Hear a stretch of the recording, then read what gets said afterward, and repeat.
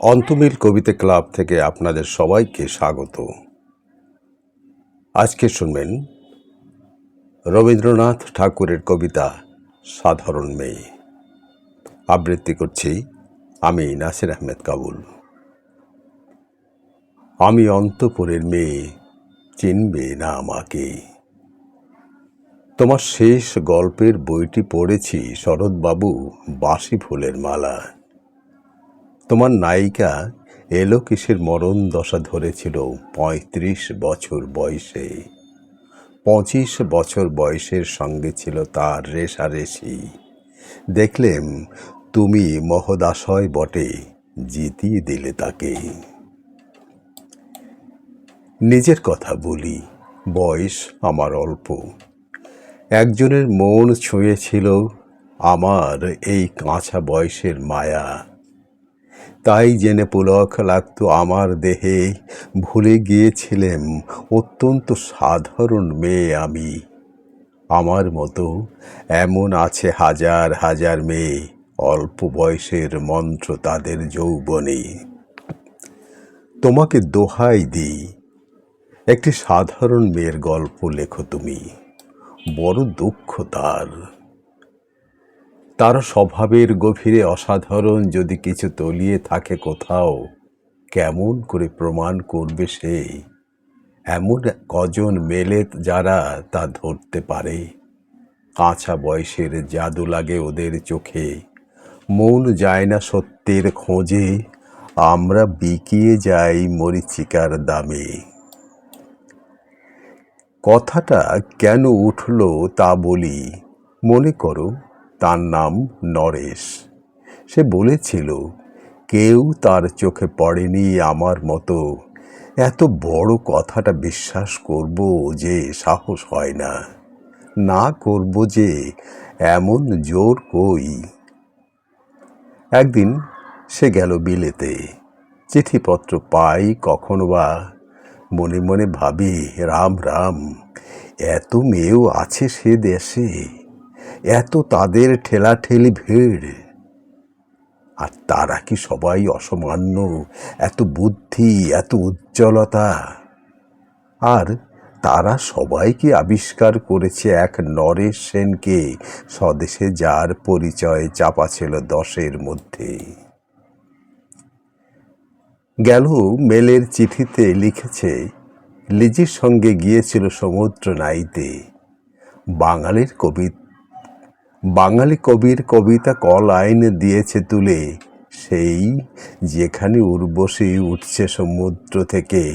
তারপরে বালির পরে বসল পাশাপাশি, সামনে দুলছে নীল সমুদ্রের ঢেউ, আকাশে ছড়ানো নির্মল সূর্যলোক। লিজি তাকে খুব আস্তে আস্তে বললে, এই সেদিন তুমি এসেছ, ২ দিন পরে যাবে চলে। ঝিনুকের ২টি খোলা, মাঝখানটুকু ভরা থাক একটি নিরেট অশ্রুবিন্দু দিয়ে, দুর্লভ মুদ্রহীন। কথা বলবার কি অসামান্য ভক্তি। সেই সঙ্গে নরেশ লিখেছে, কথাগুলি যদি বানানো হয় দোষ কি? কিন্তু চমৎকার। হিরে বসানো সোনার ফুল কি সত্য? তবুও কি সত্য নয়? বুঝতেই পারছ, একটা তুলনার সংকেত ওর চিঠিতে অদৃশ্য কাঁটার মতো আমার বুকের কাছে বিধিয়ে দিয়ে জানায়, আমি অত্যন্ত সাধারণ মেয়ে। মূল্যবানকে পুরো মূল্য চুকিয়ে দিই, এমন ধন নেই আমার হাতে।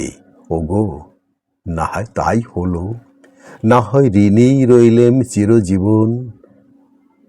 পাই পড়ে তোমার, একটা গল্প লেখো তুমি শরৎ বাবু, নিতান্তই সাধারণ মেয়ের গল্প। যেই দুর্ভাগিনীকে দূরের থেকে পাল্লা দিতে হয় অন্তত ৫-৭ জন অসামান্যর সঙ্গে, অর্থাৎ সপ্তরথিনীর মার। বুঝে নিয়েছি আমার কপাল ভেঙেছে, হার হয়েছে আমার।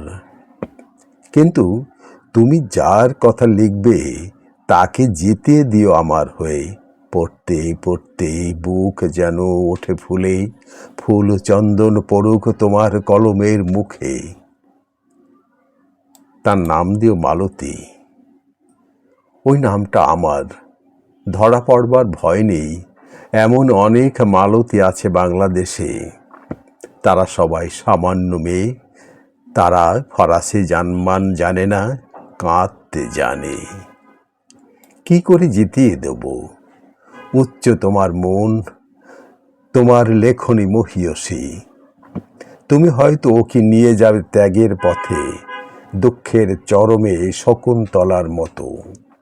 দয়া করো আমাকে, নেমে এসো আমার সমতলে। বিছানায় শুয়ে শুয়ে রাত্রির অন্ধকারে দেবতার কাছে যে অসম্ভব বর মাগি, সে বর আমি পাব না, কিন্তু পাই যেন তোমার নায়িকা। রাখো না কেন নরেশকে 7 বছর লন্ডনে, বারে বারে ফেল করুক তার পরীক্ষায়। আদরে থাক আপন উপাসিকামগুলিতে, ইতিমধ্যে মালতী পাশ করুক MA কলকাতা বিশ্ববিদ্যালয়ে। গণিতে হোক প্রথম তোমার কলমের এক আঁচড়ে, কিন্তু ওইখানেই যদি থামো, তোমার সাহিত্য সম্রাট নামে পড়বে কলঙ্ক। আমার দশা যাই হোক, খাটো করো না তোমার কল্পনা। তুমি তো কৃপণ নও বিধাতার মতো, মেয়েটাকে দাও পাঠিয়ে উঠবে। যেখানে যারা জ্ঞানী, যারা বিদ্বান, যারা বীর, যারা কবি, যারা শিল্পী, যারা রাজা, দল বেঁধে আসুক ওর চারদিকে। জ্যোতির্বিদদের মতো আবিষ্কার করুক ওকে, শুধু বিদুষী বলে নয়, নারী বলে। ওর মধ্যে যে বিশ্বজয়ী জাদু আছে, ধরা পড়ুক তার রহস্য। মোড়ের দেশে নয়, যে দেশে আছে সমঝদার, আছে দরদি, আছে ইংরেজ, জার্মান, ফরাসি। মালতীর সম্মানের জন্য সভা ডাকা হোক না, বড় বড় নামজাদার সভা। মনে করা যাক সেখানে বর্ষণ হচ্ছে মুষলধারে চাটুবাক্য, মাঝখানে দিয়ে সে চলেছে অবহেলায়, ঢেউয়ের উপর দিয়ে যেন পালের নৌকো। ওর চোখ দেখে ওরা করছে কানাকানি। সবাই বলছে ভারতবর্ষের সজল মেঘ আর উজ্জ্বল রৌদ্র মিলেছে ওর মোহনী দৃষ্টিতে। এইখানে জনান্তিকে বলে রাখি, সৃষ্টিকর্তার প্রসাদ সত্যই আছে আমার চোখে। বলতে হলো নিজের মুখেই, এখনোই কোনো ইউরোপীয় রসজ্ঞের সাক্ষাৎ ঘটেনি কপালে। নরেশ এসে দাঁড়াক সেই কোণে, আর তার সেই অসামান্য মেয়ের দল। আর তারপরে আমার নটে শাকটি মোড়ল, স্বপ্ন আমার ফুরল। হায় রে সামান্য মেয়ে, হায় রে বিধাতার শক্তির অপব্যয়।